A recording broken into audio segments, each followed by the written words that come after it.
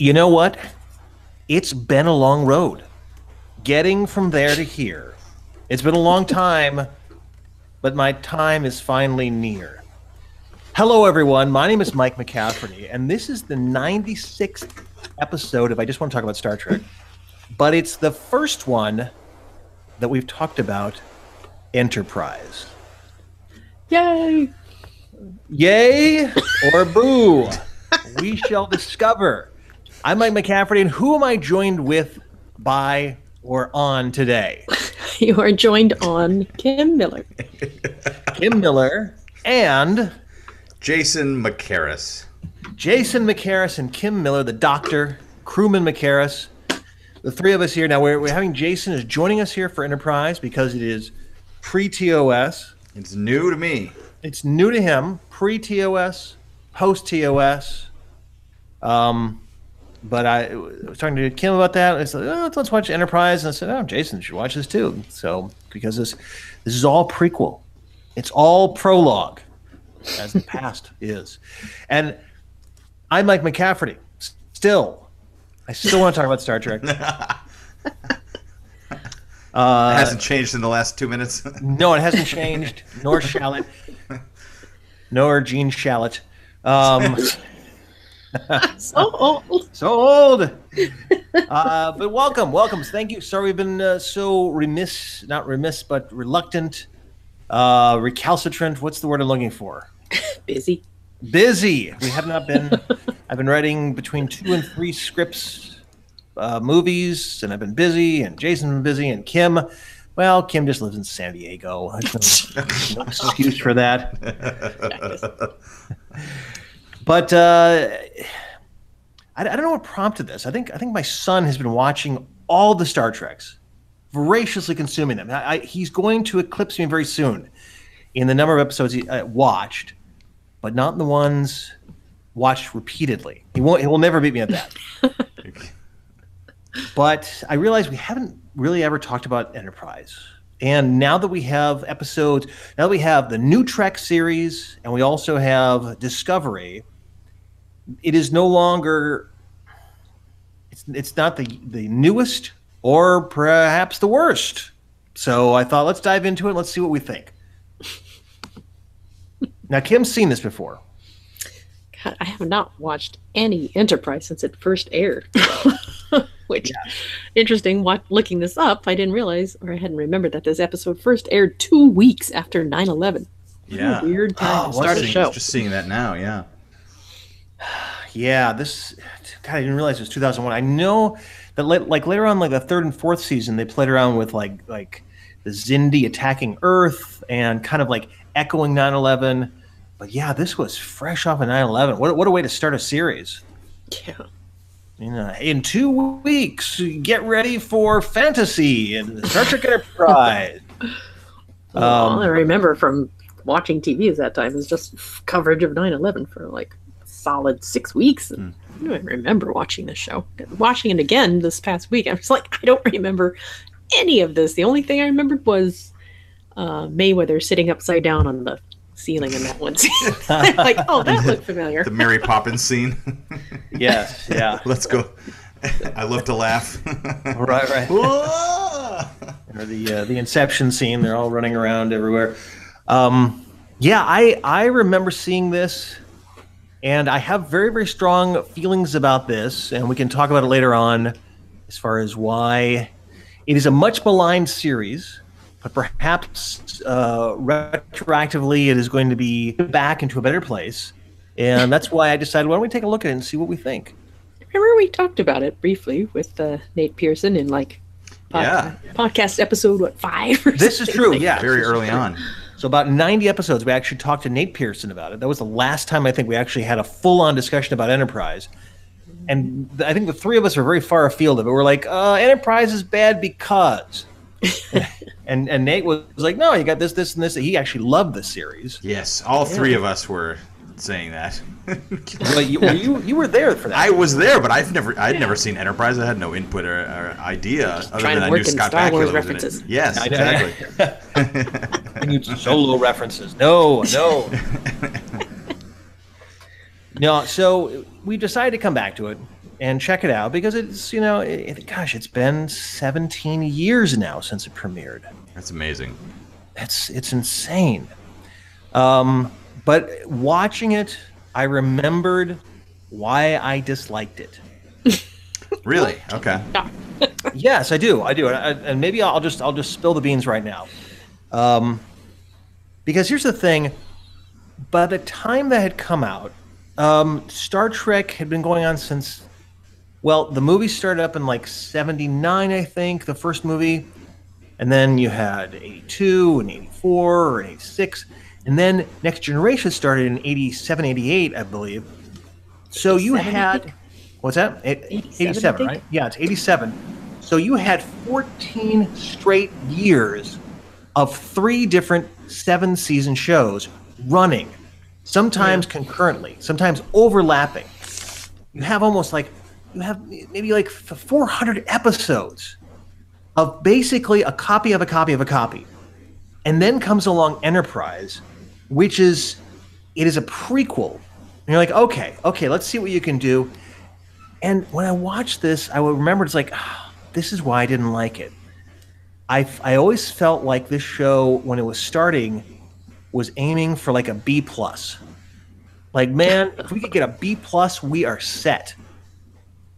For a show that was a prequel, like, I never felt like it took the risks of wonder and exploration and excitement that a show that is a prequel should. I mean, I will give Discovery the credit where credit's due in the fact that at least it's exciting. At least stuff happens all the time. A lot of the time it makes no sense, but at least interesting stuff happens. When I watched this, it was the same corridors, the same doors, people wearing slightly different outfits, but everything was the same, including the way that people treated the Vulcans and the Klingons.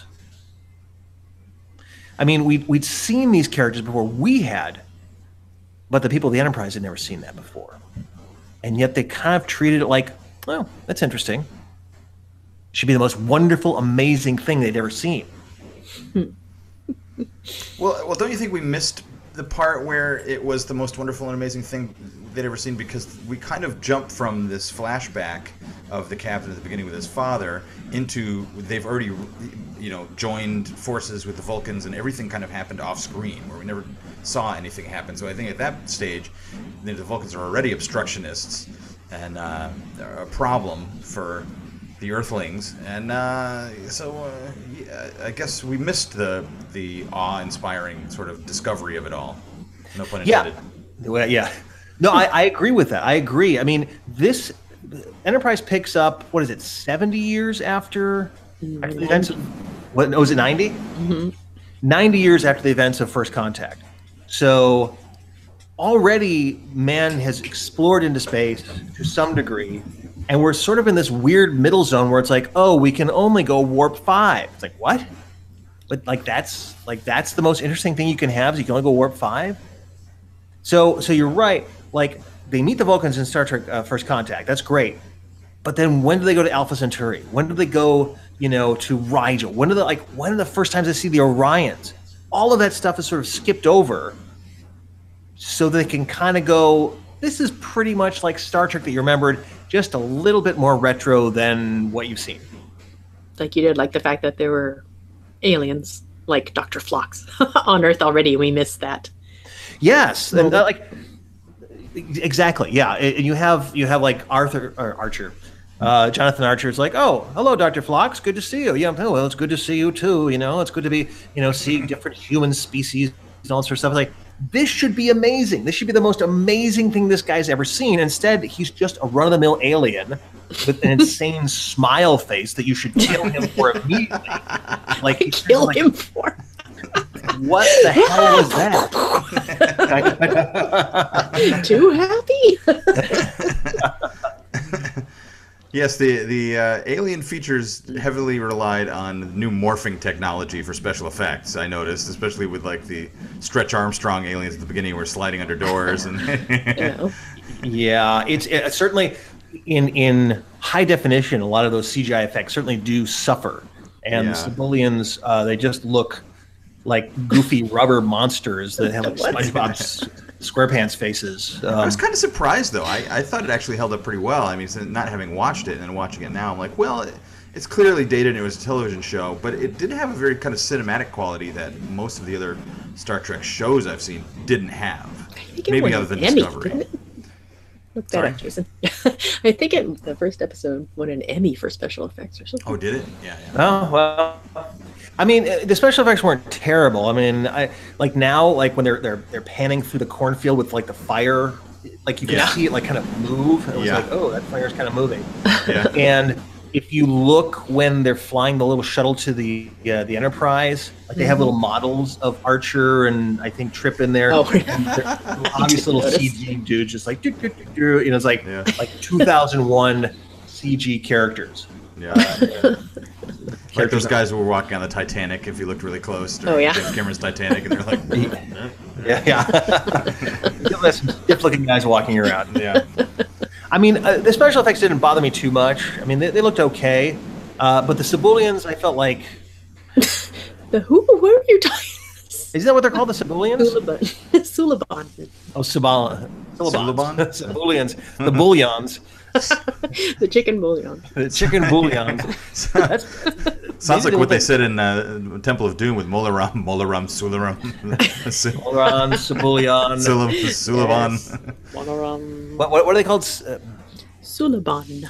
Sulabans. Cinnabon. That's why you got to watch with captions on. Cinnabon. I did watch the captions. You saw that. I saw this. Posted on the Facebook page. If you see on the Facebook page, you will find out this Easter egg, which is the fact that the actual singer of the theme song is the farmer with the shotgun in the first episode. Yeah. Really? Oh, shut up. That's what the captions tell you.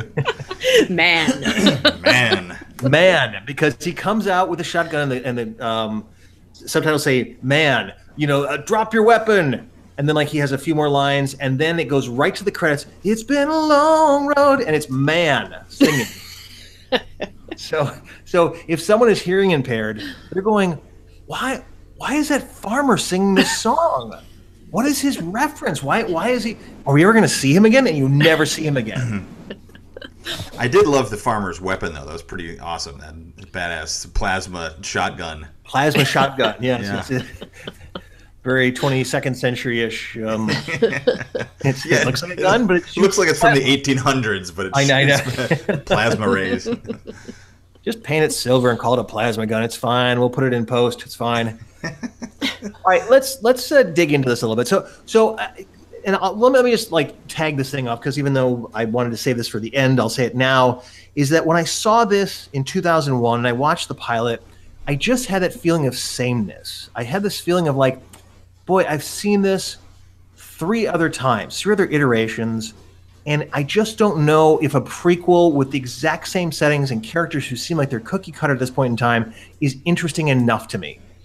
Even with you wanted it to look closer to the original series, or just different from sounds like he was Deep looking Space for Nine and everything. Different, yeah. I'm looking for I was looking for something. If it was closer to First Contact, let's move it 20 years after Zefram Cochrane.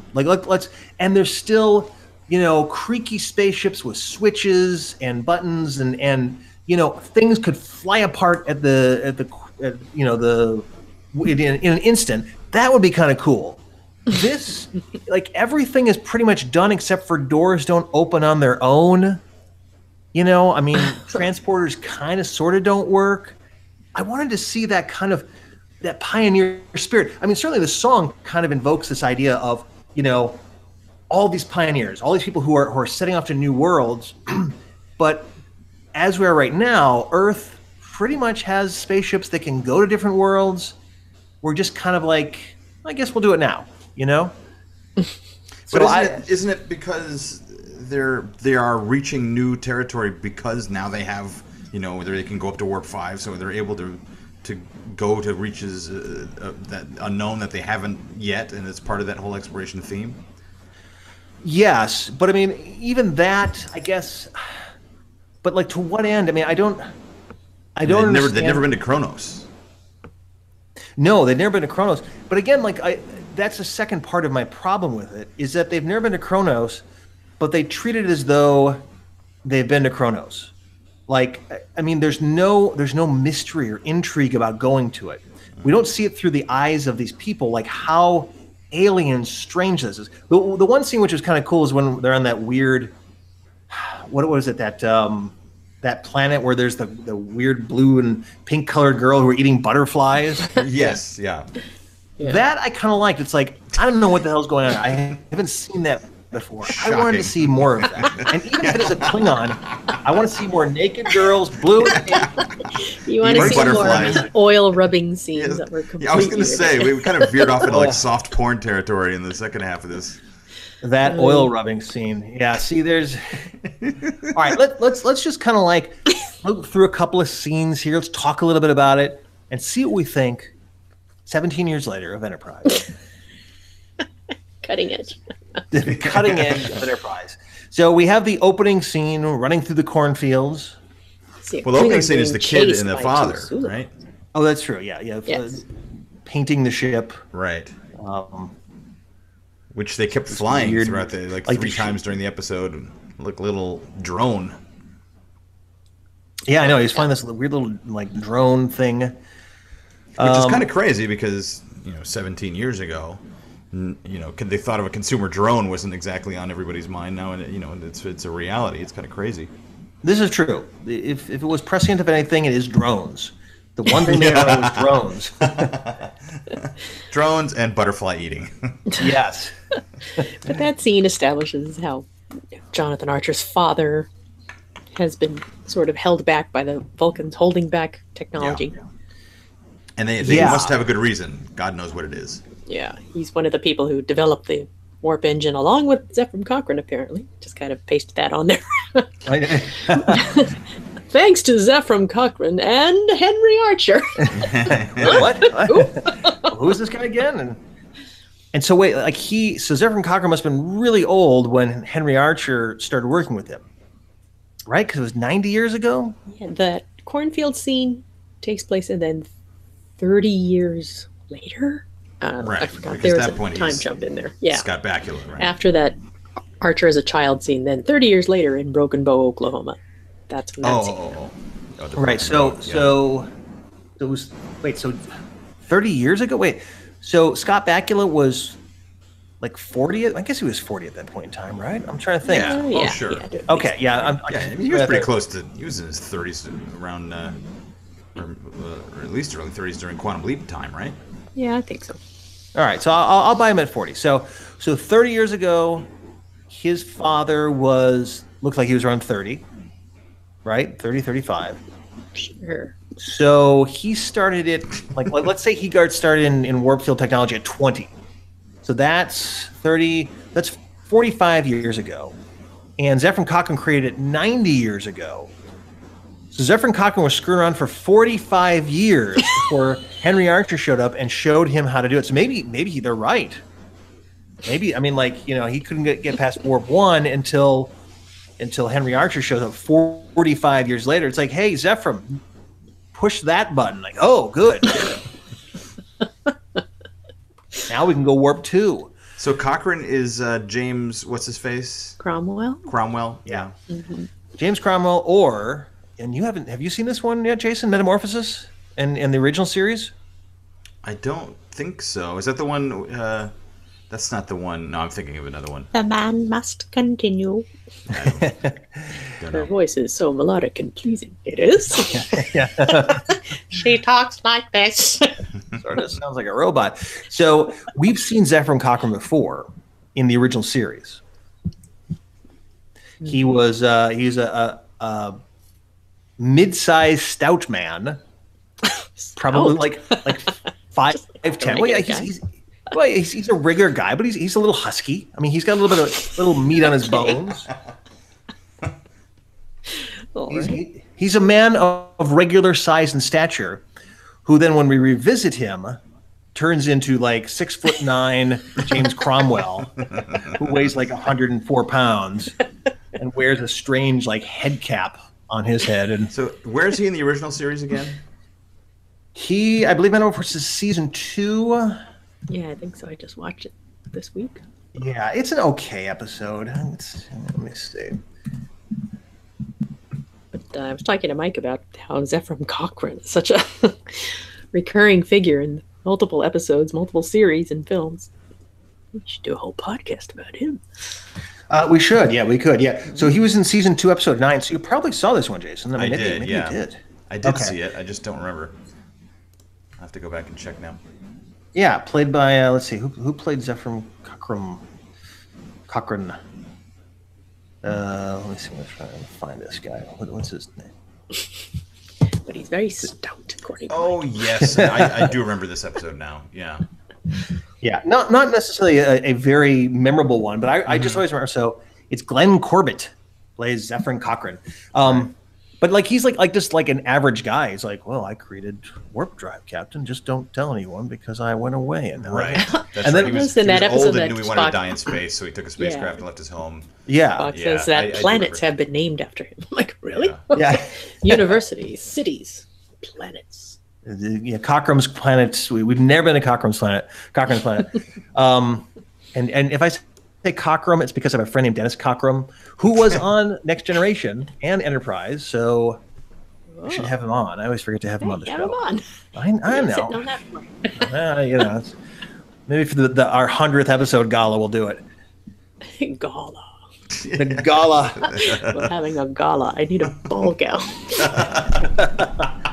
I also have a friend named Gala. So I was gonna say that's like somebody's named I Gala. think you isn't it? said Gollum at first. Gollum. Or our 100th We're episode, Gollum. having a Gollum. Well, how do you like the name of the Klingon in this episode? Oh my God! Clang, clang, clang with the Klingon.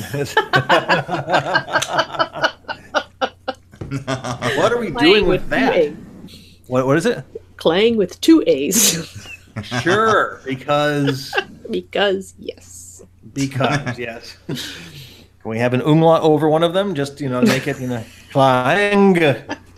Well, we had a Admiral Chang, didn't we? Isn't that Christopher Plummer's character? Oh yeah, it's Was it Admiral Chang or was it Commander Chang? And something Chang. I know, yeah. with like the whitest guy you can find, like that weird. Right, how back? All right, so we have become a little bit far afield here, talking about Zephram Cochrane, who when he crashed on this planet, metamorphosized into a shorter, stouter, more hair follicled man, thanks to this strange alien thing, and then reverted back to super tall Zephram Cochrane. All right, so what Gone off field. Okay, Starfleet Medical. One of the early scenes in this episode. I thought it was interesting how there you have a Clang in a medical facility because he has been shot by the plasma rifle by the man who sings the theme song. And all these amazing tubes that are keeping him alive suspended from the ceiling. And a contingent of Vulcans and Starfleet officers come in to talk about what they're going to do with him. And the Vulcans are saying, we will take his body back to Kronos. And Archer's like, body? Is this man dead? They're like, no, but then he explains to them, or the Vulcans explain how Klingon culture, they want to die in battle. So they're going to pull the plug on him, basically. Or warrior culture. Yeah. So Archer's like, that's crazy. We'll take him. And somehow it's settled in that moment that from this point, we're going to step out of the baby kiddie pool and go into space ourselves and take on this mission of returning a Klingon to Kronos. He kind of insults them too. It seems like. I'll knock you on your ass. Yeah. This is it's certainly well. First of all, we skipped over the Sebulons, what the hell they're called? Sulubans. The Sulubans, like bizarre, like fingers underneath the door kind of thing. Yeah. Which is like, oh boy, what are we doing here? So I just want to acknowledge that there's that weird thing. Stretch Armstrong. Stretch Armstrong. But yes, it is weird that for 90 years we've taken the Vulcan shit here. We'll be like, okay, we're your bitch. It's all fine. And then now it's like, no, we're going to take him to this planet by ourselves that we've never been to. In that scene, it was interesting that the Vulcans say that the Klingons used some kind of stealth technology. So cloaking is still new to everybody, apparently.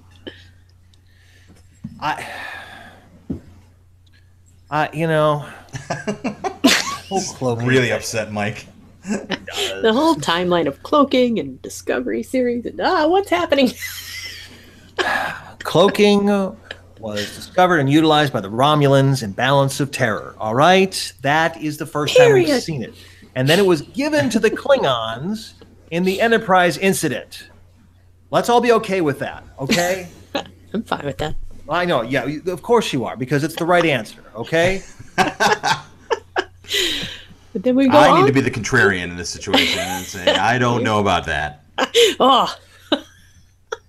As far as I know, it was invented by the Klingons in Discovery. Of course it was. Why not? Yeah. None of this matters anymore. Every show is completely new. It's all standalone. Discovery is canon, along with Rihanna's video. Yes, Rihanna's video. That I will accept. I will accept Rihanna's video as or as Oprah likes to call her, Rihanna. Rihanna. Wow, she's really leaning into that RH, isn't she? Yeah. Like R apostrophe H-I-A-N-A. Rihanna. She might as well be a Star Trek character. Like T'Pol and T'Pau. Yes. Rihanna. We meet... And T'Pol. Yes. Too many iterations. We meet Lieutenant Reed and Travis Mayweather, who seems kind of like a Black Wesley. He's so golly gee. He just seems so immature and young, which is like when they were talking about the three-breasted alien, and it's like, yeah, I discovered that firsthand, secondhand, and thirdhand. I'm like, really? You seem like you're 12. I did not buy that for 1 second. And hey, they did not confirm that those were breasts they were talking about. Yes. 3 elbows in 1 arm. But that's where we are introduced to the transporter, which is not yet used to transport humans. And let's. I just want to stop a second here. Like in my case against this first episode of Enterprise, and I'm going to admit that like the future seasons of Enterprise I like more, but this first episode, Mayweather is, like you said, he's like a Wesley. He's such a vanilla, poorly created. Yeah. I mean, he's a boomer. He's a space boomer. He's a space boomer. But like, it's such a lazy, like boring character. Like I instantly did not care about him. Well, I'm just sitting on the ceiling because it makes me feel. Well, shut up! I don't care about you. What's he doing? Get to work. Why don't you fly the ship, dude? What Anything the hell? else to do? There's a spot in every ship where you can kind of sit on the walls. Well, don't do that, man. Go fly the ship. There's Klingons and there's weirdos and there's bug-eating aliens. Stop. What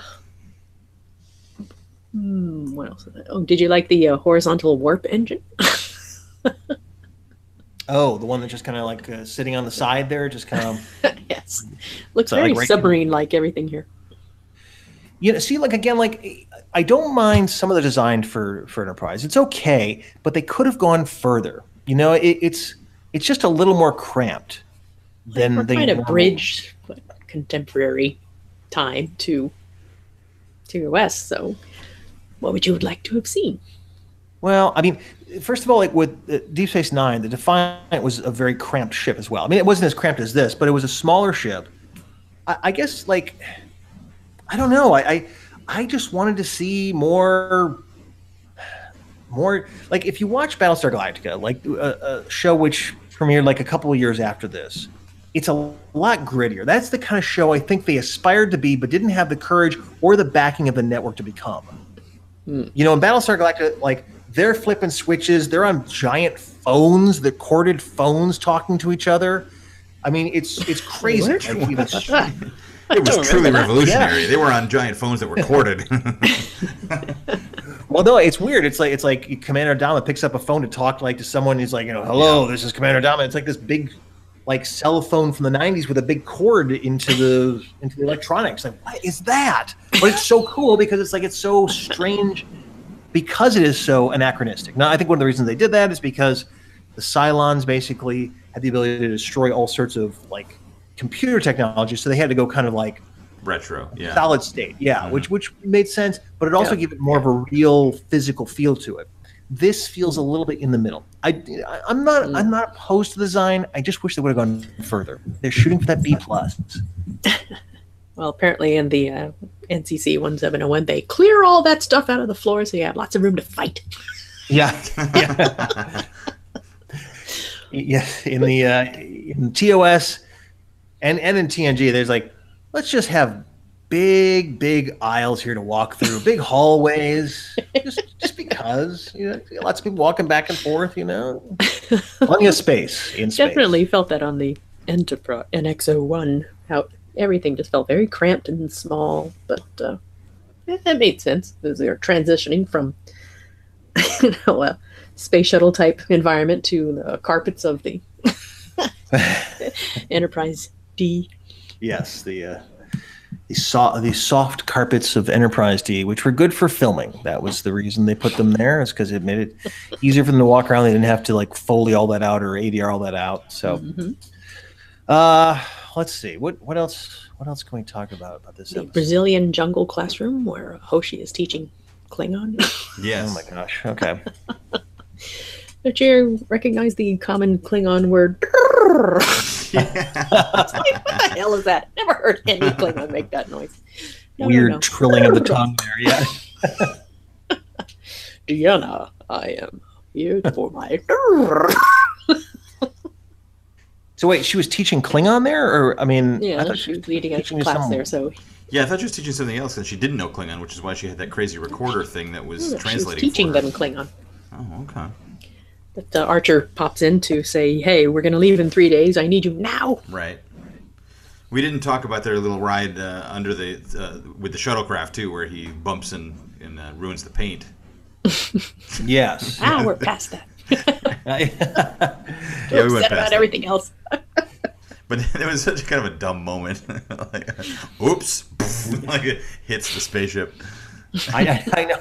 You hit the spaceship? What are you doing? I mean, like, how close did you need to be? I mean, all right. So where to go? Let's. Then we get to see the captain's quarters. This very small, dark, cramped little room where Archer and Trip are talking, and we meet Porthos, the world's calmest beagle, who doesn't bark, doesn't react when his master comes in the room, stays put on his dog bed. Maybe my favorite character in the show. Porthos. And they discuss how it's going to be a 4-day trip to Kronos and back, 4 days there, 4 days back, and how T'Pol will be there representing the Vulcans. Yes, as like a chaperone of all of this. Mm-hmm. Yes. We hear more of their animosity toward Vulcans and how they've been holding them back. For 90 years, yeah. So, and now it's just like, okay, I guess you can go. We'll put this one Vulcan on there, and good luck. I mean, like they should go along with them, right? They should have a ship that goes along with them, or like at least like shadowing them. But instead, they're just like, I think they got it. I think they can take this member of this extremely hostile species back by themselves, with one Vulcan and one human who sort of speaks Klingon, and return them to the home world without any sort of incident. I think that should be okay. Okay. Wait a minute. All this animosity between humans and Klingons, it's the Vulcans' fault for letting them go on this ridiculous mission. I know. It's the Vulcans are terrible at this. They're just like assholes. They're just like these horrible people who are just like, we're just going to do whatever we want with you guys. You're going to be okay with it. But we see that in T'Pol as well. She is just, I mean, there's something somewhat refreshing about the fact that she is basically, a species, intolerant towards the humans. Just think very, very lowly of them. She eats her breadsticks with a knife and fork. Yeah, well,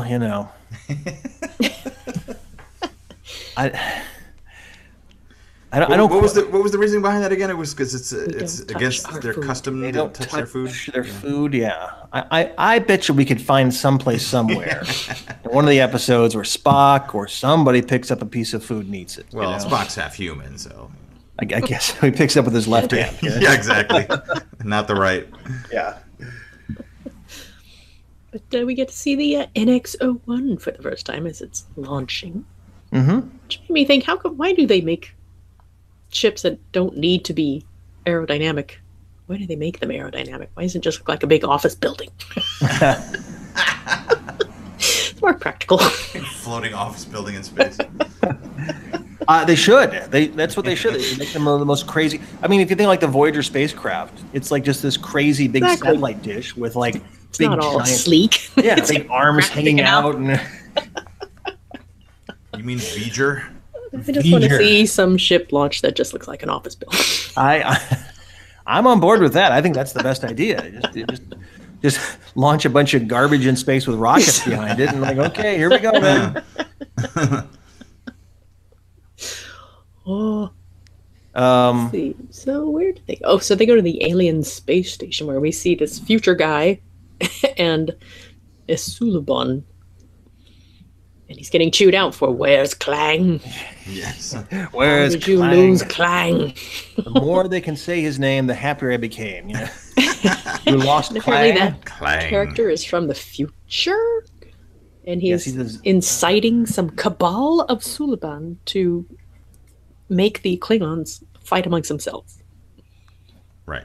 Yeah, there's a lot of weird stuff to unpack on this. Now, here's from a structural standpoint, this is the one thing they did which was kind of okay, in that these, I believe it's the Xindi. I think that's who these guys eventually turn out to be. If I'm not mistaken, these time traveling creatures. Or anyway, so like, how do you make a prequel interesting? How do you make stakes for something where we already know the outcome? This is the thing that Discovery just doesn't care about. It's like, well, whatever, you know. Eventually, this is all going to work out, and Captain Kirk and Mr. Spock are going to be on the Enterprise in 10 years, so it'll all work out.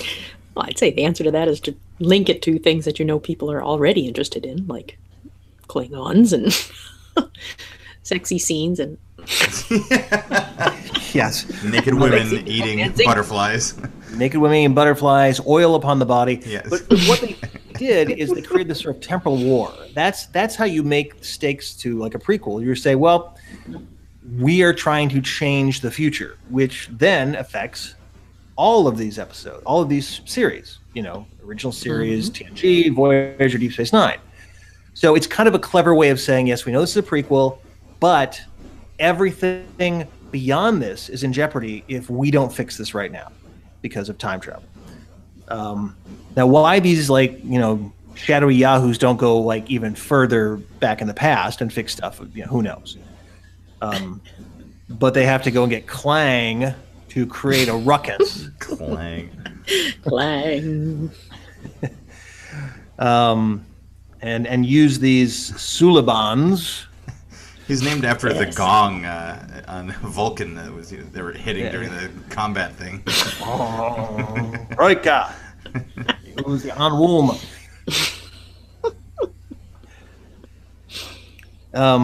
Yeah, so it's a weird plot with using these Sulibans to genetically uplift them to do their bidding, and these guys are, first of all, like these Sulibans, they just talk like normal people, don't they? Yes. Yeah. It's like, I'm Joe. That's Franklin over there, and that's Tom, and we're Sulibans, and I guess we're looking for Clang. And we're looking for Clang. We can walk on ceilings. We can kind of blend in with stuff. We can kind of slide under doors. And we have bowling on Thursday. So play a little Magic the Gathering every once in a while. You know, get on the old Xbox One. You know, you should drop by if you can see us. Walk, walk, walk. But yeah, I guess their whole premise is that this future guy allows them to evolve quickly because they don't want to wait for natural selection because humans are like apes. I didn't quite understand that line. And in exchange for this incredible mutant technology, they have to help this guy sow discord in the Klingon Empire. Everyone's out to get the Klingons. No wonder they're so angry. Everyone's trying to mess with them. It's like everyone's screwing with them all the time. It's like, Klingons. Stop saying that about us. Stop poking me. Stop poking me. That guy's Klingon in the cornfield where it just sounded like he went ruff, ruff, ruff. A prototype for Discovery Klingons. It's like, I want to make Enterprise Klingons, but make them speak slower. Oh, really? Okay, well, But when he was lying there in sick bay, did you notice his ridged feet? Even the ridges go down the tops of his feet. I did notice that. Yeah, I saw that. I was like, what the hell? Who got that poor actor in the makeup chair to like spend 4 hours doing his feet for one shot? Why So did we they could talk put about shoes on it 17 years later. Yes. Yeah, we even did the feet for the pilot. So they're ridged all the way down. Difficult to put on shoes. Painful. That's why they're angry. Hoshi is brought in to translate what he's saying, and she can't translate anything hardly. Why is she there? Why was she such a prized honestly, member? I was so annoyed with her as a character. She so just kept whining jumpy. about stuff. And, Yeah. I think although I did think to myself at some point, I'm like, if McCoy was saying what she was saying, would it be more acceptable? And I was like, maybe I could hear him saying some of that stuff. Cooler But when he says it. well, she was just very kind of whiny about it. I Install guess. some seatbelts on this damn shit. Yeah. Well, that's the thing is that, Hoshi is whiny and Leonard is cranky. And cranky is more fun because we have more of an ownership over whiny than cranky. Like cranky, it's like, you curmudgeon, but Hoshi's just like, I don't want to be here. Like, we don't want you here either, man. Jumping Go every sit on the time. ceiling with Mayweather, man. Get out of here. Go find a sweet spot. Has to be rescued later on when they're trying to get back on their shuttle. Yeah. In that respect, I appreciated Discovery's strong female characters. Very little whining going on in Discovery. Helpless women. This is true. Yeah, because they only have to T'Pol and Hoshi, right? Those are the only two women. Yeah, and pretty much. Yeah, Suliban woman that morphs into an alien after kissing Archer. I know. It's like, okay. I think you probably would have got what you wanted if you just stayed as the cute girl, but. But the Suliban pop in, invisible, steal Klang, and take him away on their ship that they then have to spend the next hour tracking. Yeah, they go to great lengths to sneak on board the ship, and then they just beam him off. Just like, hello. Yeah. I mean, it's like, could you just beam him off in the first place? I mean, but it made for an kind of enjoyed the fact, at least, that the captain saw it. I thought it was going to be one of those frustrating things where, somebody was going to see it. One person was going to see them and go, there's these things. And then everybody else is going to be like, I don't know what you're talking about. And spend the whole episode not believing the person until they actually see it for themselves. I liked the Suliban walking on the walls. I mean, it was a little goofy, but it was also a little creepy too. It had kind of that kind of aliens, James Cameron's aliens walking on the ceilings and the walls stuff. And the fact they could turn invisible, like that was kind of a cool conceit. But then they're just like these dudes who are just like, hey, excuse me, gonna go take Klang, actually our property. Excuse me. Pardon me, sorry. All right, just gonna go ahead and grab him, and we're gone. Thanks, guys. Yeah, this pilot also, I mean, if we look at from a structural standpoint, which I always do, we're kind of the main threat should be taking this guy back to Kronos. Like, this should be the big scary thing. Right. The Klingons should be the scary thing, and yet they're an afterthought. A little bit. Really, I mean, because they just kind of arrive and kind of like, here's Klang, and they're like, okay, and then they kind of take off. It's like, wait, the biggest threat to the Federation, basically, and 2 or 3 of the series, and you just kind of drop them off like a they kid. don't know they're a threat yet. At this I point, was going to say they threaten them and stuff, right? I mean, that kind of struck me when they were when Hoshi and Archer were walking through that kind of industrial area, and they see 2 Klingons in the distance. They're like, "Hey!" just calling out to them. Yeah, they're just like, You guys look like Klingons. Can we talk to you? And they just walk off, don't they? I can't remember. Yeah, they just walk away and then they get attacked. Yeah, this is kind of what I meant. Like, the Klingons should be the most scary, weird creatures to us. And I know that, like, but it's the same thing, like, with, if I'm using the same reference, like with Alien versus Aliens, we know what the alien looks like. But the people don't. You know, like besides Ripley, all these Marines don't know what they look like. They don't know the threat. So as our heroes are going to see the Klingons, it should not only be alien and strange and exotic and dangerous, but we should know what the threat is, and they don't. But if you didn't like the familiarity of the show, would you want to automatically know that the Klingons are the bad guys? They should be afraid, or would you want to be surprised by a new alien species or something? If they had changed this and say, hey, we've got to take this Rigelian, because I went to Rigel. I mean, but if they had taken like a Rigelian who we don't really see, or just like, you know, a Cochrane planet person. I mean, or just some weird jelly creature back to their homeworld, that would be okay too, because at least that has some degree of mystery to it. I guess you're supposed to be scared, quote unquote, of that mystery dark figure who's giving those orders. But we're not, because scary. He's just like he's like some sort of like weird civil servant. He's just like, you didn't get Klang for me. I'm like, no, I'm sorry, sir, I didn't. I kind of we'll get him. You know, like, oh, damn it. All right, well. And then it's like, one of my friends died. Can you send me back to do it again? He's like, no. Like, what? I think he was asking, can you fix that because he has control over the future or something, or he's from the future. Yeah. Well, like, the implication is, can you go back in time and fix that? And he's like, no, I can't do that. Yeah. And it's like, why not, man? Just keep on doing it until you get it right. Like, what is this weird, like, suddenly now it's analog and you can't go back? He doesn't care about these individual foot soldiers. He just wants that guy. Klang. He wants Klang to do something. But we're on the snowy trade complex in orbit of Rigel 10 now. Yes, Rigel 10. Yes. Where, for some reason, Trip is sitting in a line of people waiting. It looks like the Beetlejuice line. That's reminded me of just a bunch of lineup of weirdos waiting for something. And then we get the weird, kid Blue Velvet kind of thing with Dennis Hopper, you know, getting the gas. Oh yeah. That was kind of cool. That was really interesting. Yeah, I mean, it was interesting, you know, but like, hey, stop that. Yeah, that was pretty weird. Like, how angry he got at the treatment of this child. You know, he doesn't know what's going on, and yet he's just so excited to, you know, could have fooled me. Yeah. I know, he's still mad after it's explained to him. Strange reading of that line. Yeah, it is.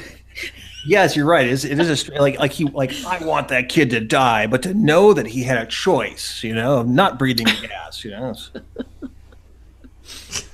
Yeah, it was kind of a weird. I mean, this sequence actually worked the best for me because it was like, kind of a weird cantina kind of feel. I haven't seen this kind of situation before. You know, yeah, I thought you would be like all fa rah rah about this scene. Yeah. Fa rah rah. Like, why does everything have to have a cantina, a sexy scene, naked women dancing? Which one do you want? Oh yeah, with the obligatory alien pimp. Well, my favorite character. I mean, you know, as you pointed out, Kim, they have two types of female characters in this series. They have the whiny Hoshi and then the frigid cold T'Pol. And then they have like the blue and pink women, which you can fuck if you want. You know, I mean, all you have to do is get this space pimp to do it. You know, it's like, wow, guys. And really, a fresh supply of butterflies. We're really pushing the bar forward on women's rights, right? Get through that glass ceiling, right? I mean... And that hyper nerd Lieutenant Reed. Are those real butterflies? Like, that's your question? You're like, is that the real skin? Are they really naked? I know. It's like, what the hell's going on in every other image here I'm looking at? Butterflies real? The one thing I understand is butterflies, and that's your question. That should have been a Mayweather question, nerd. Yeah, I know. No, they're fake. Could have fooled me. Oh, geez. All right, ease it down there, buddy. All right, come on, Trip. Let's, you know. But that's where Archer learns the substance of this whole using the Klingon as a courier thing, and that sexy woman who kisses him with the mandatory sexy walk around behind him while she's telling him things. Sexy walk away and then dramatic stop. That she was a member of the Cabal, but the price of evolution was too high. So she gave this Klingon a message to take to the Klingon homeworld about what's really going on and why they're being incited to fight each other. Right. So there's a lot of off-screen exposition we're being given here. It's this is another big problem of this episode, is that we're hearing about it and not seeing it. So the Klingons are fighting amongst each other. What's that? I know you hate that. Well, but I mean, who cares? I mean, the pink alien girls are fighting the blue alien girls. That at least makes more sense. I mean, because at least they're there. We don't see the Klingons fighting. We have no idea that there's any sort of I mean, we're just being told by this weird bald-headed pushpin woman that there's a war brewing, and that she was part of this cabal, but she quit because she didn't want to be genetically modified. What? Wait, what? What's going on here? I mean, yeah, wait a minute. She just used that modification to kiss him and find out he's being honest. Right. Well, I stopped at changing from a beautiful woman into this, terrifying burn victim. And terrifying burn victim. But it is you're right. Now I hate this scene. I hate this scene because they just dump all of this stuff that we don't see. If they would have shown it to us, it's fine. At least in Discovery, I will give Discovery more credit. It's okay, we're gonna have a big war. Here are all the factions, And then of course they resolve the war by planting a bomb in the middle of Kronos and saying, "I'll blow it up, therefore I'm the strongest." Yes. All right. Sorry. I'm off on a tangent. All right, but they get the information. Yeah, and then they're attacked, and then they have to get away. Reed and Mayweather are waiting in the shuttle, and T'Pol is blown by the exhaust, apparently, of the shuttle flying overhead. And Archer takes a risk to save her and gets shot in the process. And then the woman is killed, and I like that her final words were, "Find Klang." This is a trope. And I all right, let's say, all right, Cameron, Jason, let's say I wanted you guys to do a podcast, and you're going off to get someone to tell them where this podcast is, and halfway through it, someone assassinates you. Are your dying words going to be, "Go to Mike to do the podcast"?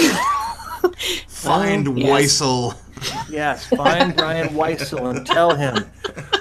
The podcast is at 11 o'clock. Make that 11:25. Make Mike test the audio first. No. Is that what you're going to do? Or you're going to say something like, "Tell my family I love them"? Because that's what I would say. And then is that greater than the mission? I don't know. Weissel's pretty important. But kind of have a feeling your last words would be something like, "Oh my." Oh my. It would be something Star Trek. It was fun. It was carving us up like a roast. Yeah, I mean, it was fine. I mean, she served her purpose of just this huge info dump, and then dying because mentors always die. She was the Uncle Ben character. Uncle earned Ben's Rice. Uncle Ben's Wild Rice. I also thought interesting her name was Saren. Was this before Yes, Saren was well known? Yes. Oh yeah. My name is Saren Gas. Her and ISIS. Yeah. Klang and Saren. But Archer goes to rescue T'Pol as she's blown 10 feet away. Yes. And shot in the leg as they escape. And I think that's the end of episode 1. It's hard to tell on Netflix. They're heading back to the ship, and she says, "Get Dr. Phlox to meet us. The captain's been injured. I'm going to take command." Oh yeah, right. Because he's been shot in the leg. Yes. So I want to break this apart a little bit here. So Scott Bakula is probably a pretty good actor. Probably a pretty good actor. Well, I haven't good. seen a lot of Quantum Leap, and I've seen a little You bit of haven't? that. No, I'm shocked by that. Excellent show. You know, Yeah. I wouldn't go excellent, but it was a show. It was a show which it was filled time. for the time. It was very, very good. very popular.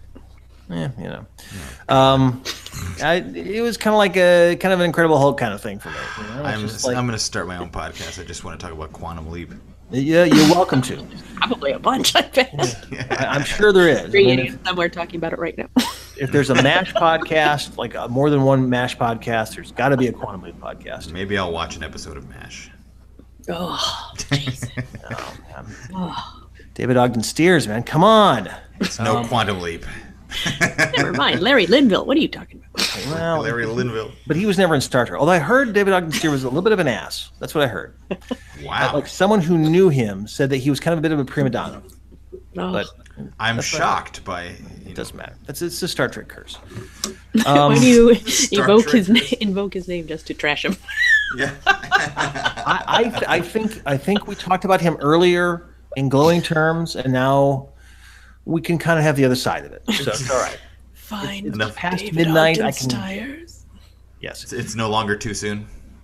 it's no longer Tuesday. Yeah. All right. Moving on. Here's my point. So Captain Archer gets shot in the leg, and Scott Bakula's reaction. He's like, It's like the most low key. Like Shatner is all over there, like You know, Yeah, that's part of the problem. well, but Part of the charm. it's part of the charm. I would rather see that than this sort of like, I've been shot. In the Realistic leg. reaction. Well, but it's just like, and then for some reason that's so deadly that he passes out, and T'Pol has to take command. Like what? Yeah. You were just like being okay with it 10 seconds ago. That's what happens when you get shot in the leg. You immediately pass out. Oh, I had a question about that for you. So when does the idea of having number one on board come about? Because early on, Majel Barrett was number one, right? Yes. But there's no number one in the original series. And here, she is the first person. She's the highest ranking officer. I guess there is no one else to take command if the captain is incapacitated. That's actually a very interesting question. Yeah, I hadn't thought of it. An observer. I mean, like, does she really pull rank at this point in time? I mean, does she really say like, says I'm gonna? it later on that as the highest ranking officer, blah blah blah. Yeah, but I mean, like, is she part of this Starfleet? I mean, it's not Starfleet yet. I mean, or maybe it is. They Yeah, it is. They do have Starfleet. That's right, but not the United Federation of Planets. But is she Starfleet? I guess she is. It's just a weird transfer. It's kind of like No, she's like a guest officer, a foreign officer, not part of special guest Starfleet. officer at the pole. I just thought that was odd that they let the Vulcan take over when they're so antagonistic, but whatever. Yeah. Who would be in control? I imagine it would be. Well, she's sub commander first of all, which is like a weird designation for Starfleet. I mean, there's no sub commanders in. I noticed this. The sub-commander. But Trip Yeah. Tucker what's his rank? Yeah, I feel like Tucker or maybe Reed. I mean, Malcolm Reed. Reed is lieutenant. Yeah. So who would be second? Apparently, DePaul. I guess so. I guess she's just like, hey, I'm in control. No one questions it. Well, it says early in her career, she operated as an agent with the Vulcan Ministry of Security. Is that so? Is she? Well, maybe she got. That. I'm All trying- research in silence. Yes. Everyone be quiet quickly. If you're listening to this while you're driving, please pull over and Google T'Pol rank All right, here. Starfleet. In 2149, T'Pol was assigned to Earth both as an ambassador to the United Earth government as an aide to Ambassador Soval. Yeah. I don't know. It's maybe Bill Stratt or someone or Jim Dabber or help one us. of our friends of the pod can suss this out and figure out how the hell she got in control. Are there any enterprise experts out there? Shaking her head and all the nonsense she he was was spewing. designated the science officer of the ship, right? I mean, it wasn't that the particular reason why she became like, what commanding would officer? happen if Kirk got incapacitated? Who would take over? Did that happen? Spock, right? Spock, Well, yeah. I Was guess the it makes science sense. officer? Yes. But Spock was a member of Starfleet. He went through Starfleet Academy. Right. Mhm. T'Pol did not. She's like ambassador status. Right. How about on Voyager, which I hardly ever watched? What would happen if Janeway stubbed her toe? Got shot in the leg. Oh, no. So it says here, I'm reading. Of course, this is the worst. I'm sorry, the podcast has fallen off the rails here. But I'm reading a memory alpha here. It says T'Pol was reassigned to the Earth Starfleet vessel Enterprise with the rank of sub-commander. She acted as chaperone in exchange for the local provision of star charts. Shot. Yeah, see, so this doesn't make sense. So I don't know. Like if I'm doing a play, let's say I'm like the lead in a play, like at Lamb's Players Theater down in San Diego, and for some reason, like the artistic director goes down, I don't take command of the theater. What kind of analogy is It's a very accurate. flying the theater through space? I'm following you. Because it's a building, and that's what it should look like. Yes. Hey everyone! For next season, we're going to put engines on the theater, and we're going to fly into deep space. Okay. All very accurate. Oh, ridiculous. Moving on. Yeah, let's wrap this up. I'm getting tired of We it. can't wrap this up. We're only getting to the There's so much- decontamination chamber scene. Oh my God! All right, you take this one, Jason. You tell us all about this. Well, it's kind of straight out of the Red Shoe Diaries. But T'Pol and Tucker, they have to go to this decontamination chamber to rid themselves of the protocysteine spore they picked up on Rigel 10. In the sexy blue decontamination chamber. Where they have to be there together in their underwear and rub something on each other. Yes, and we get to see Jolene Blaylock's comic book boobs. I was going to Which are just say- like otherworldly. I'm like, oh my God. I don't know if there's been that much nipple on Star Trek until Discovery. Jeez, okay. Because we did get naked Klingons. dive right in. Yeah. No, they did not mind Trip in his underwear. That was fine. Now we've gotten to the bottom of that. I've always liked Trip. I remember that from watching the episode many years ago. I'm like, yeah, I kind of like him. Both Trip and T'Pol were very fit. So, but did anyone else? I didn't realize Trip was in the scene. I kind of forgot about that. What? You got to see the back of his legs. Did anyone else though? Totally missed it. Like why? I mean, like of course we're all watching, them rubbing the gel all over their bodies, but they didn't get every nook and cranny. And I'm thinking, Good point. There's like those little cyst things. They're probably all over their bodies by now. And like, all He in did their go, armpits. he did go under like the band of her underwear too, right? It was like, yes, but like what's going on there? like gently around the earlobes. Like you've got cysts on you. Go everywhere, man. What, like, don't, I did notice she applied gel to her own breast. I was like, Yeah. oh boy. What kind of Oh my decontamination chamber is this? This is the sexy one. This is Sexy. the one. The blue lighting in the I song. was half expecting those naked women eating the butterflies to be behind them. But we go right from there where they just argue through that whole scene Right. about Vulcans holding the back still. Right. To Archer in sickbay, waking up from his leg wound Yes. with a Osmotic starfish on eel his thigh. yeah. Yes. In his blue undies. I didn't mind that. That was all right. Oh. I see why Kim wasn't so disappointed in this. So It's been yeah, out for 6 hours, and during that time, T'Pol has decided to continue the mission that they were arguing about earlier because she thought it was ridiculous. Then why are we even continuing this mission when you lost the Klingon? So this weird like cliffhanger thing of like I'm in command doesn't really pay off. She's like I'm in command, keep going. You know, I mean, like where are the stakes in that? I mean, why doesn't she like? There's it feels like they slowly seeing her trusting them more as not just impulsive, ridiculous humans. Yeah, I mean, obviously because he made the sacrifice. Like, okay, you saved me, even though it was illogical. I see the point. So it was like this weird kind of red herring. Maybe it was, like you said, it was for the two-parter. Although I feel like they might have probably just aired this as like a one, like a 1 2-hour thing. Yeah, I mean, it doesn't like it's a weird. Be like, we're like, tune in next week to see what happens. See if this guy dies. Like, oh, well, no, I'm done. Yeah, it's billed as episodes 1 and 2, but it's like an hour, 40, something like that. Yeah, I strongly suspect they broke it up later, but they found a natural break point and like. But it is a little weird that like, that didn't. There's the big threat of her taking over, but then she just, keeps on going on course. So yeah. Then he's back in his tiny captain's quarters, still in his underwear. Apparently, he walked through the ship in his underwear, which is Captain? Fine. Yeah, yes. We learn it's year 2151, and he's changing his opinions on Vulcans because of her. We gotta find Clang. Still has the world's calmest dog who doesn't care that if he's in the room or not. Yes.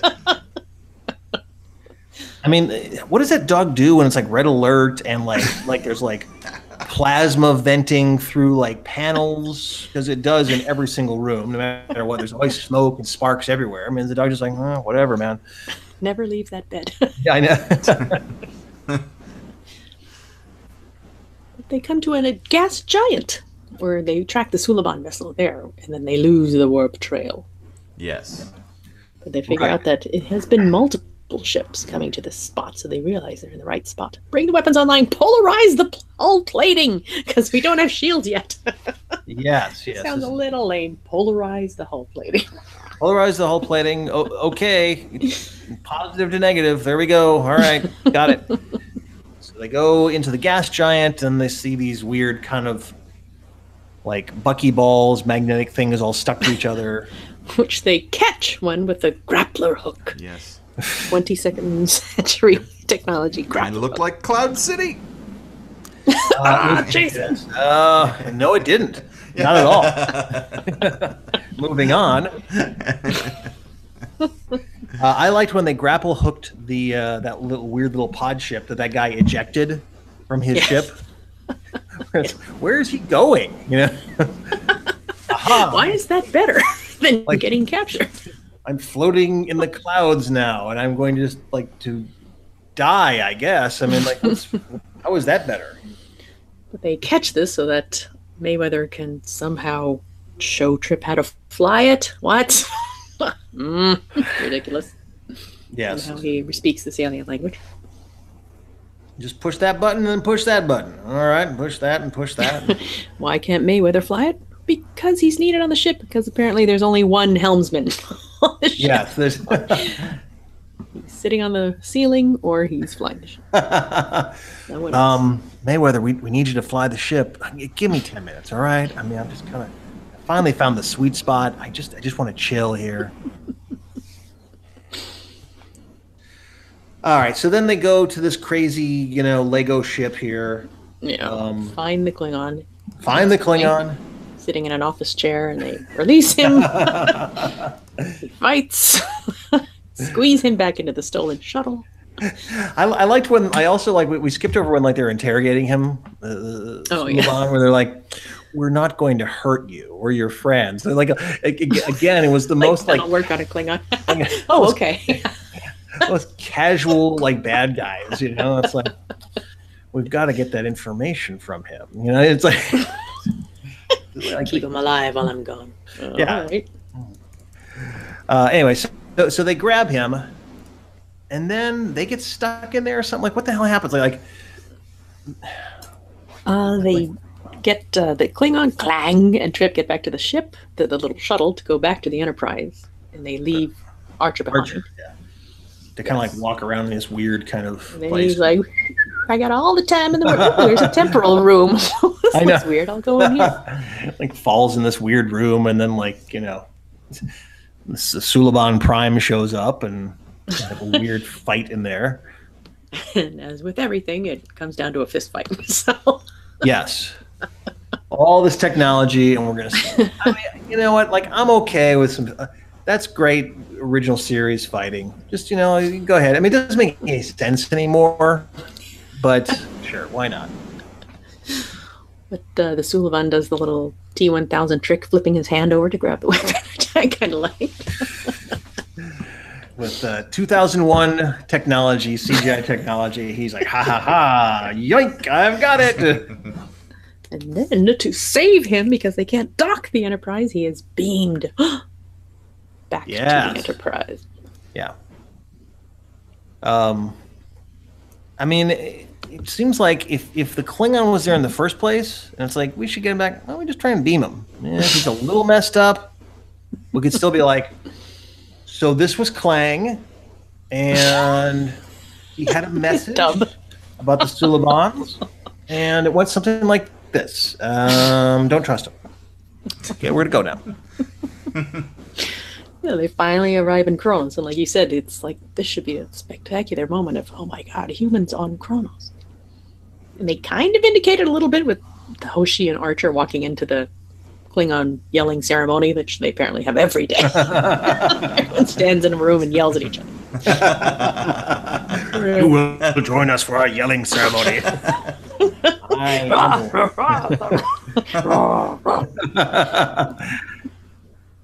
I was just like, I mean, I guess like let's say the North Koreans like are bringing back someone from, you know, like some backpacker to us. Do they just take them like right to the White House? Do they just like get to go straight to the White House, like right to Donald Trump's like Oval Office? I mean, like as he's like yelling at people, I'm like, oh, here's your backpacker. And he has some information about you guys fighting each other. See you later. I mean, like, how did they get all the way to like the High Council area and be like, here's your guy, here's Klang? That courier knew to go there. I guess. I mean, but certainly we weren't like in any way shown that to be a reality. It was just like doors open and there's Klang, you know, with a couple of humans. They cut his hand. Because so that's what they do, and that guy fortunately is standing there with a little vial ready to go catch the blood. They discover that there's a hidden message on one of this guy's DNA strands, and everyone starts yelling, rah, rah, rah, rah, rah. Suliban.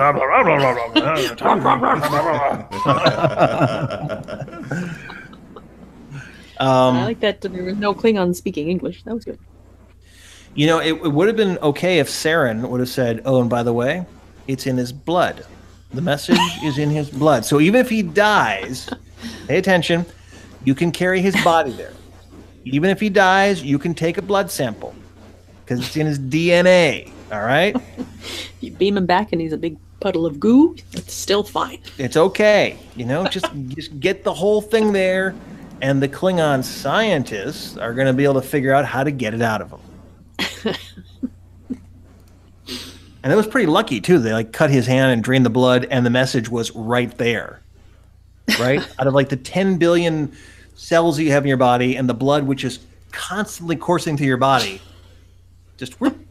Oh, hey, I got lucky. We should have drained all of his blood, but like first cut, we got it. Good, nice. You can live. Good job. Amazing. All right, and Back on then the Enterprise, petting Porthos finally. yes, The Beagle is finally getting some attention. And Archer acknowledges that Vulcans, maybe they're not so bad after all.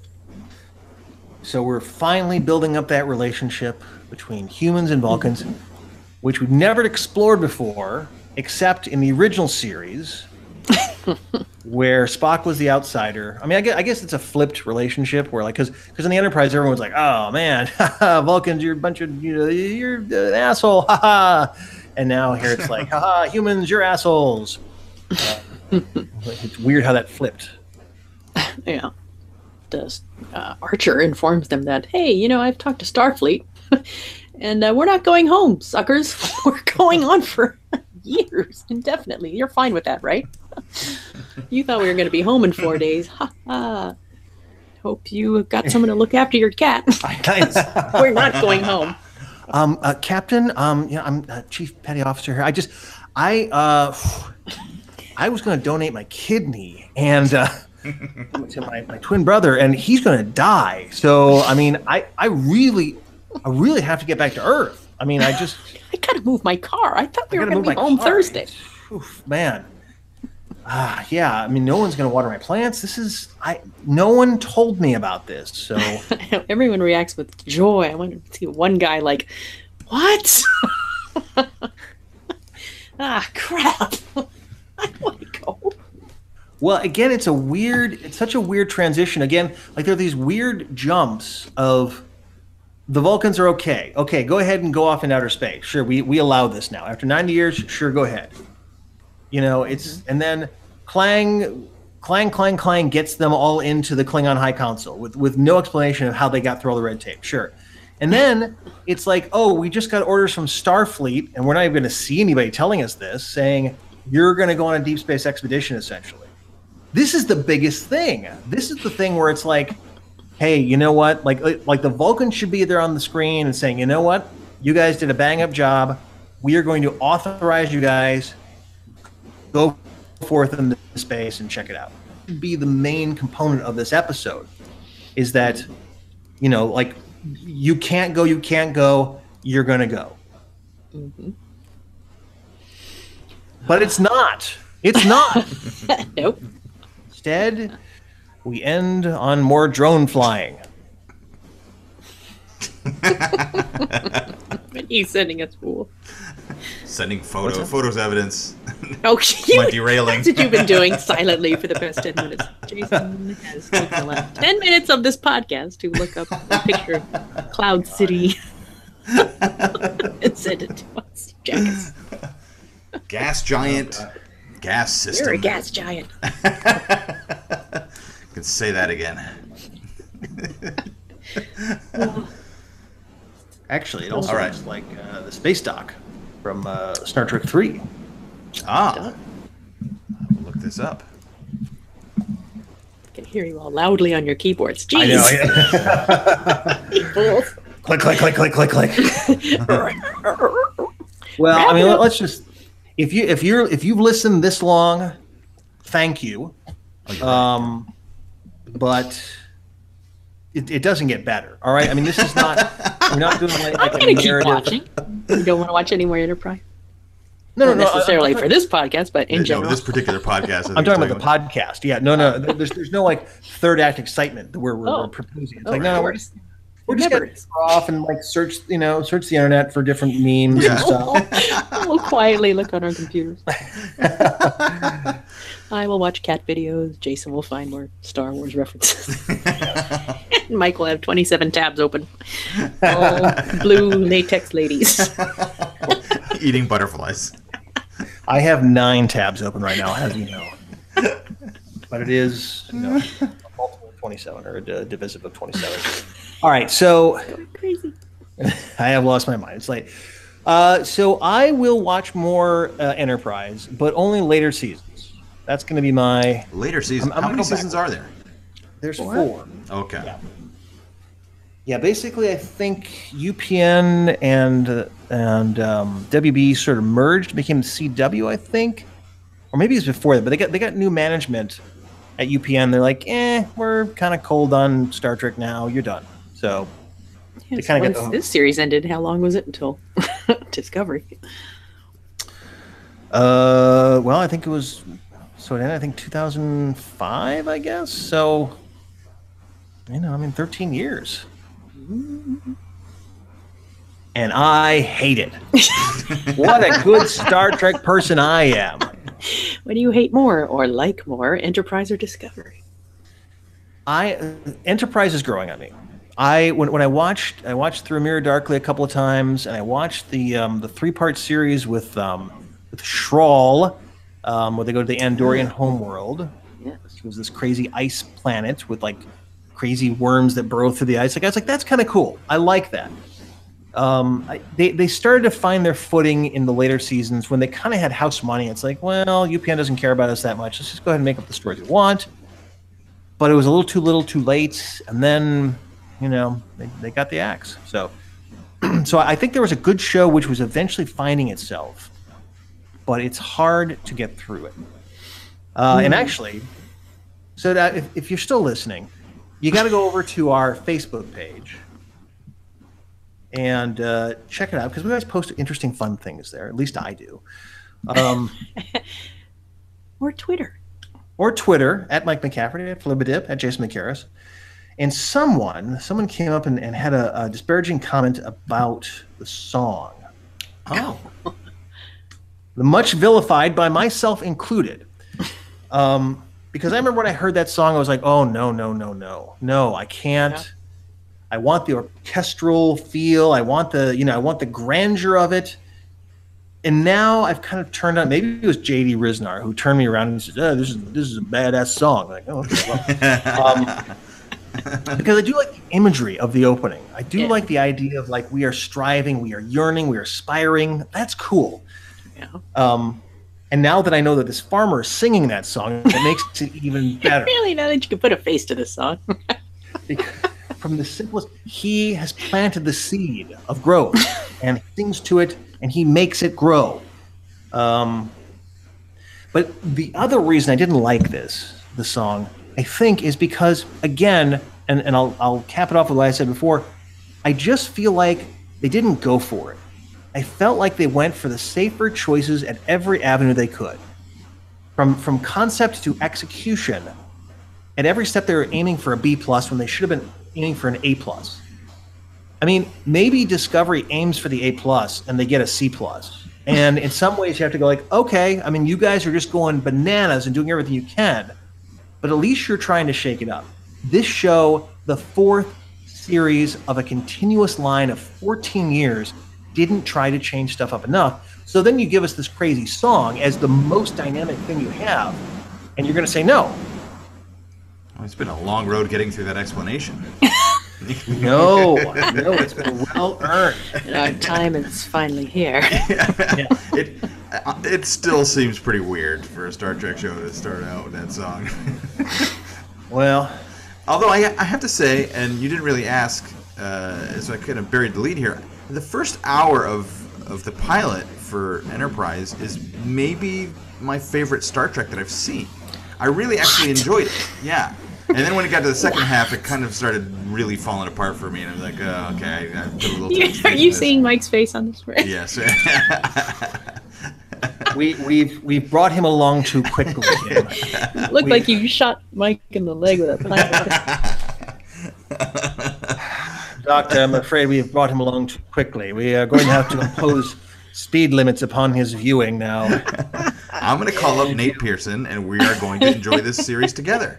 I'm afraid we Vulcans must. What did you say? It was my favorite? Yeah. I think the first hour was, as I was watching, like, this is like my favorite thing of Star Trek I think I've seen. Oh my God. Hate on leak in your heart. Are you weaning yourself off methyl oxide? Shock me. Well, it appears we have a long way to go. Chancellor Gorkon says. We're making progress now, Jason is leaving our confines to explore Star Trek Enterprise. Yes.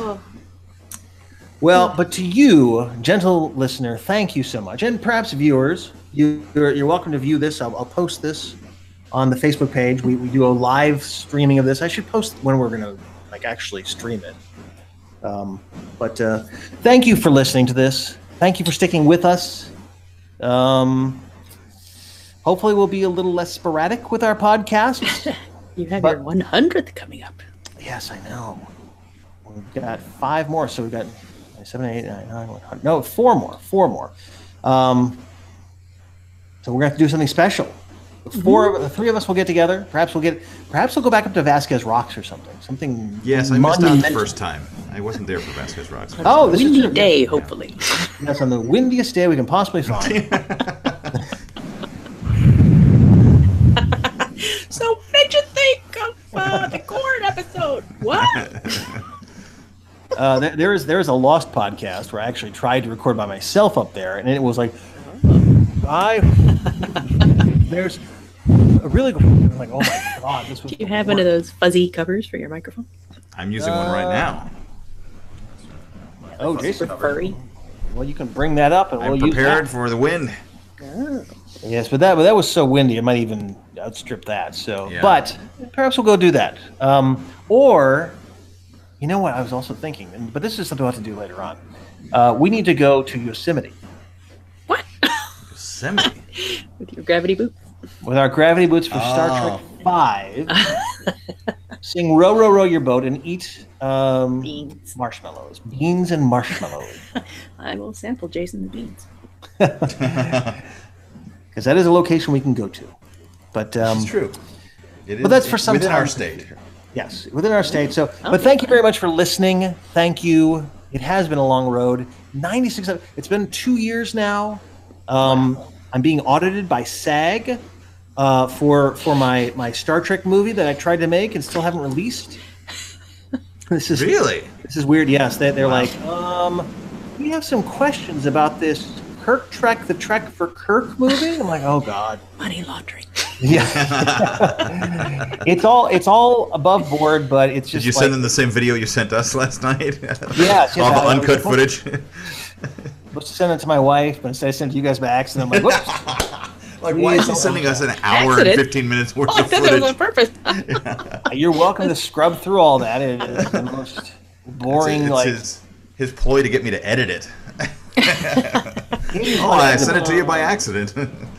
No, there's a long backstory about why that's never going to see the light of day, but it's maybe in bits and pieces.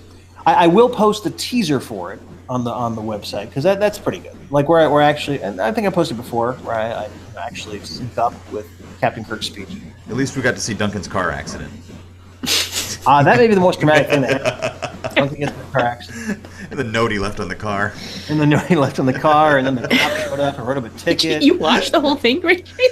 I woke up this morning and saw the link that Mike had sent in our text, and I was sleeping, and my wife was still sleeping, so I watched it with captions, and believe it or not, the captions actually work on the video. What? They're like automatic through YouTube or something, because as I'm watching, I muted it because I didn't want to wake up Chrissy, and all of a sudden there's captions. I'm like, oh, wow, that's really crazy. Oh, there's a fan. I watched like over 5 minutes. I'm like, it's so long. I scrubbed through. I didn't watch an hour and 15 minutes or whatever. Yeah, and gentle listener, you don't need to scrub through this. You can be done. So, as Perhaps you've already fascinating as scrubbed possible. to this point. Yes, 15 they have second jump. ejected from their Suliban pod and they're falling to the bottom of the gas giant. They'd They're rather choke in the phosphorus layer than listen to the rest of it. much desired death than listening to this nonsense. Thank you very much. I'm Mike McCafferty, I'm Kim Miller. And I'm Jason McCarris. and I just want to talk about Star Trek! crazy hands.